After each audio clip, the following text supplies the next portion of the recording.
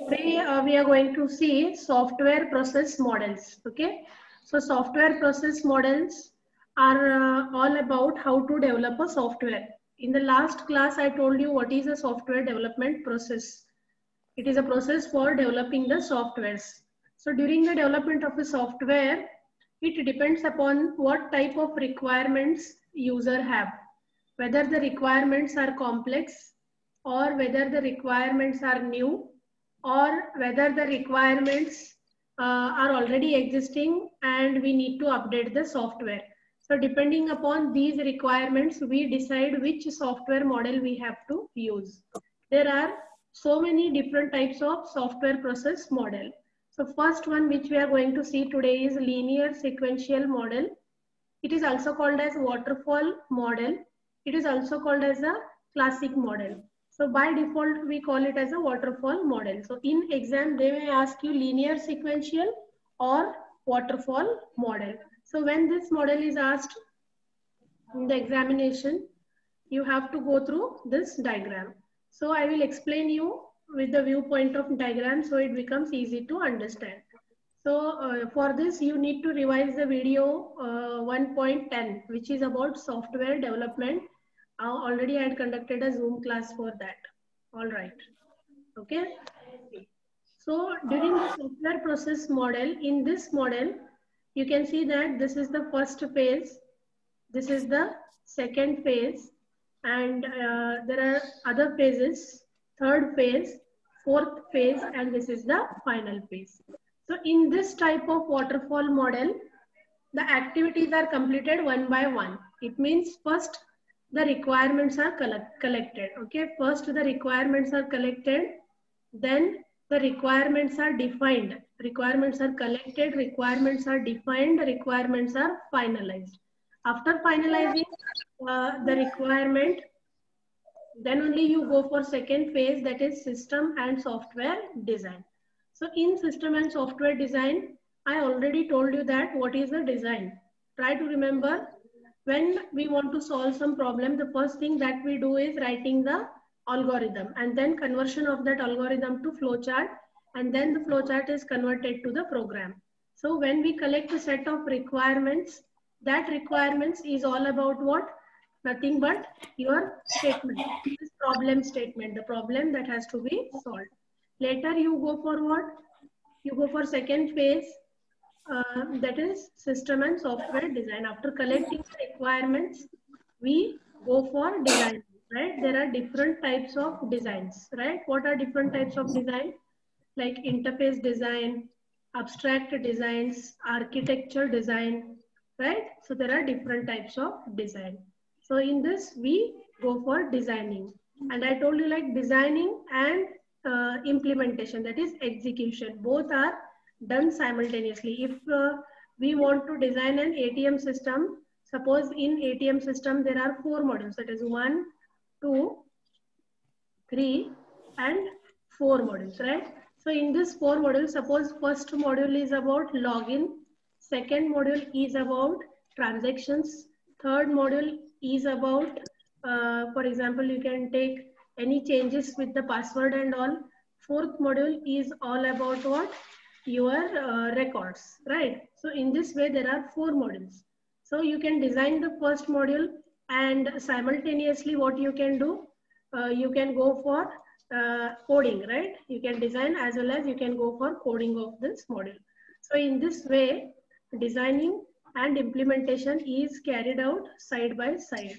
So after collection of requirements, after finalizing the requirements, after finalizing the phase, you cannot go to the next second phase immediately. What you have to do, you have to finalize this phase. After finalizing only, you can go to the second phase. So that is the working of waterfall model. What is the waterfall? One level goes to another level, this level falls to another level, and the third level falls to the next level. In this way, a model is created. That is why it is called as a waterfall. It is called as a linear model, right? It is called as a linear sequential model. What is the meaning of linear? One by one. Sequentially means one after the another. When one phase is completed, you can go to the second phase, all right? Yes. So once the requirements are collected and finalized, we go for designing. After designing, you go for coding, right? After designing of that phases, you go for coding. After coding, you go and test the unit, right? So here, suppose we have 4 models, right? Suppose we have 4 models. We make designing for 4 models. Then we write code for all the 4 models. And then each model we test separately. What is unit testing? Unit means what? Individual testing. So suppose there are 4 models which are designed. So what we do? We write code for all these 4 models, and then we do testing for all these 4 models. All right.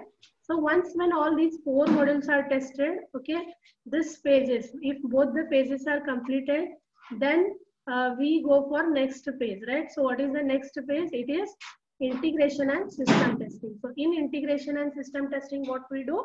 We combine all the 4 modules and then we test the entire system. So system testing can be done manually, as well as we can use some automated tools to do the testing for the entire system. Okay. And then we go for operation and maintenance. What is operation? Operation is all about installing your software into the customer's desktop, right? Maintenance is providing the updates and solving all the errors of the user, right? So when in examination, this model, they may ask you for 10 marks just to draw this diagram and explain what is a waterfall model. And these are some points, okay? So the linear sequential model, sometimes called the classic life cycle, or it is also called as waterfall model. So why it is called as waterfall model? Because sequential approach to software development that begins at system level and progresses. So these are the phases, actually: communication, planning, modeling, construction, and deployment. What are these?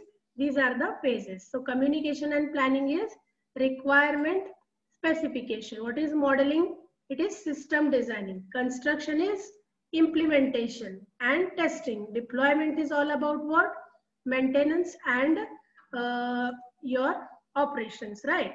The waterfall model is the earliest software development approach. So it is the basic model when we want to develop a software, right? So the waterfall model illustrates the software development process in a linear flow. It means you cannot go to another model, another phase before completing the previous phase. You have to go phase by phase, right? So this means that any phase in the development process begins only if the previous phase is completed. So in short, I will tell you what does it means. It means that software development lifecycle model, okay, it means that it is a linear approach, okay, it is a linear approach.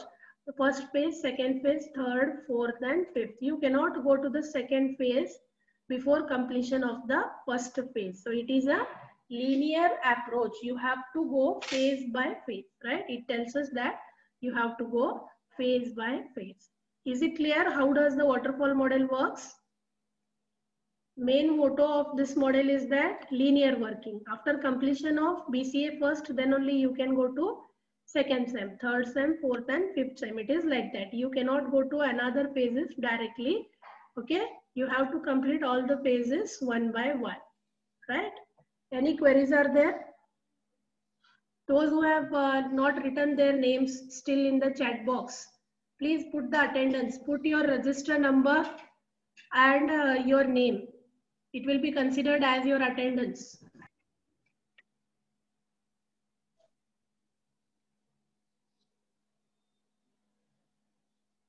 Okay, so this is the explanation of phases, right? So in examination, you have to draw this diagram. This is all about why it is called linear model and why it is called a waterfall model, right?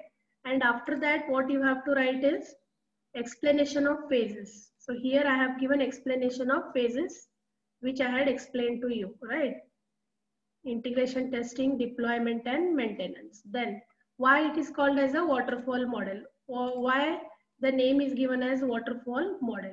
So let us see that all the phases are cascaded to each other. It means all the phases are related to each other. How they are related? They are related as flowing steadily downward. It shows us that as the water is connected from one level to another level.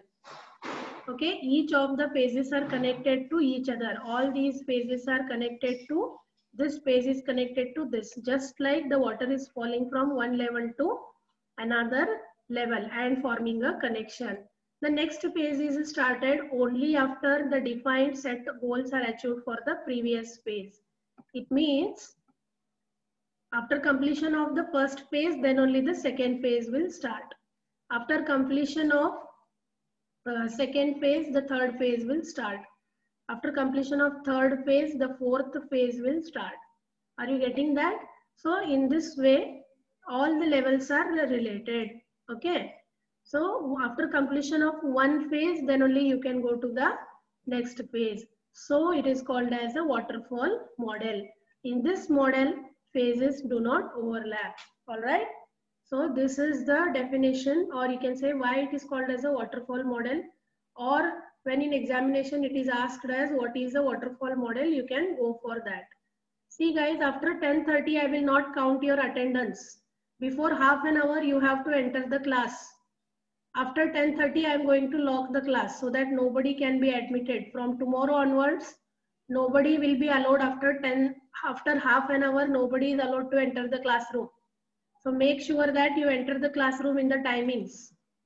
Okay, Ketan, why you are late? It is 10:30. So from tomorrow onwards, okay, those who are late, from tomorrow onwards, after half an hour, I will be locking the class, okay? Is it clear, Ketan? Yes, ma'am. Okay. Yes, so now I will go for advantages. What are the advantages of this classic waterfall model? So why this model, what advantages this model have? Okay, it is an idealistic model for software development. What it means, it is the basic model which is used for software development. It is very simple. That is why it acts as a basic model for software development. If the requirements are very less, okay, or the software is very small, you can go for waterfall model. So in examination, they will ask you, explain the waterfall model, its advantages and disadvantages. Okay. So these advantages you can write. See, so many advantages are there. You can write any 5, right? So the model is very simple and it is easy to understand. Phases in this model are processed one at a time. It means after completion of one phase, then only you can go to the next phase. Each stage in the model is clearly defined. See, before going to the second SEM, you have to clear your first SEM, isn't it?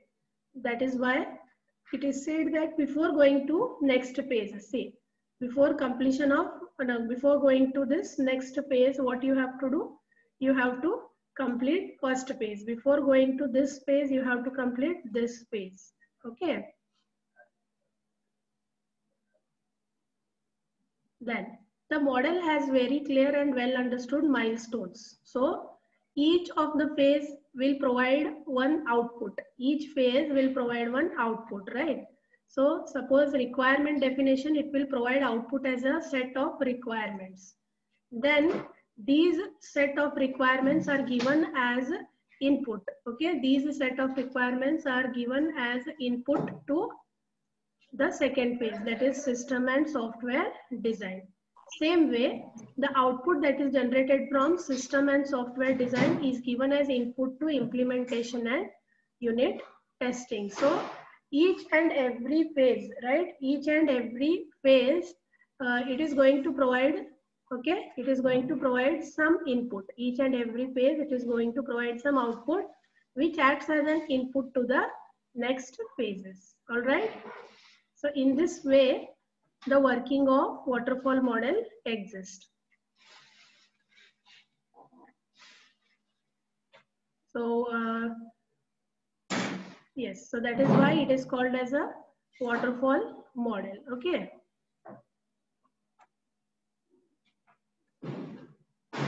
Yes, let me go to the next advantage. Process, actions and results are very well documented. So remember guys, in each of the software process or in each of the software model, we have to maintain some documentation. Okay.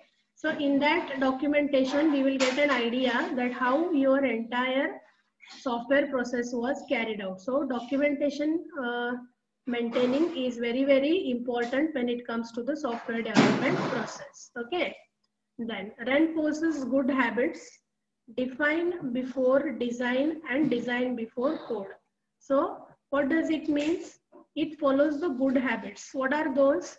Say define before the designing. What it means, you have to define the requirements before designing the